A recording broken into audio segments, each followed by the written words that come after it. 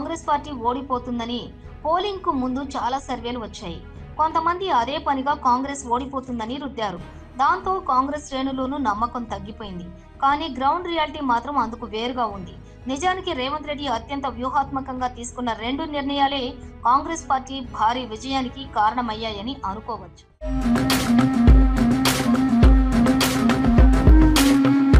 రేవంత్ తీసుకున్న మొదటి వ్యూహాత్మక నిర్ణయం నవీన్ యాదవ్ అభ్యర్థిత్వం. మజ్లిస్ నుంచి 2023 ఎన్నికలకు ముందు కాంగ్రెస్ పార్టీలో చేరిన నవీన్ యాదవ్ ను ఉప ఎన్నిక వస్తుందని తెలియగానే రేవంత్ అభ్యర్థిగా ఖరారు చేశారు.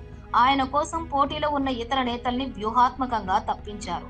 తానే పోటీ చేస్తానని పట్టుబట్టిన అజారుద్దీన్ ను ఎమ్మెల్సీగా నామినేట్ చేశారు. మంత్రి పదవి కూడా ఇచ్చారు. దీనికి కారణం నవీన్ యాదవ్ కు నియోజకవర్గంలో వ్యక్తిగత బలం ఉండటమే.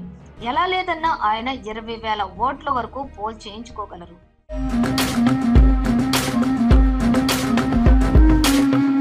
అలాగే మజ్లిస్ పార్టీ మద్దతు కూడా కీలకం. మజ్లిస్ పార్టీ చీఫ్ అసదుద్దీన్ నవీన్ కు బహిరంగంగా మద్దతు ప్రకటించారు. అదే సమయంలో పోలింగ్ సమయంలోనూ ఆ పార్టీ శ్రేణులు తమదైన ఎలక్షనీరింగ్ చేశాయి. షేక్పేటలో కొన్ని బూతుల్లో ఏకపక్షంగా ఓటింగ్ జరిగేలా మజ్లిస్ చూసుకుంది.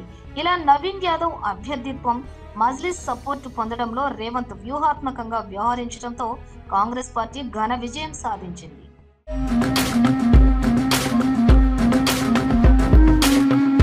అన్ని ప్రధాన పార్టీలు అత్యంత ప్రతిష్టాత్మకంగా తీసుకున్న జూబ్లీహిల్స్ అసెంబ్లీ స్థానానికి జరిగిన ఉప ఎన్నికల్లో అధికార కాంగ్రెస్ పార్టీ ఘన విజయం సాధించింది.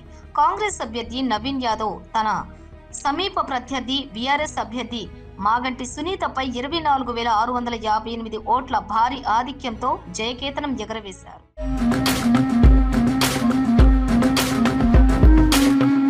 ఓట్ల లెక్కింపు ప్రారంభమైన తొలి రౌండ్ నుంచే నవీన్ యాదవ్ స్పష్టమైన ఆధిక్యాన్ని కనబరిచారు. రౌండుకు మెజారిటీని పెంచుకుంటూ తిరిగిలేని విజయం దిశగా సాగారు. ఓట్ల లెక్కింపులో ఏ దశలోనూ బీఆర్ఎస్ అభ్యర్థి ఆధిక్యంలోకి రాలేకపోయారు. మొదటి నుంచి చివరి వరకు ఏకపక్షంగా సాగిన ఈ పోటీలో కాంగ్రెస్ అభ్యర్థి విజయం సునాయాసంగా ఖరారైంది.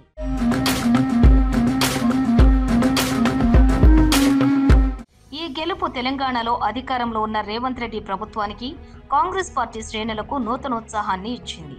పార్టీ కార్యకర్తలు, నాయకులు సంబరాల్లో మునిగిపోయారు.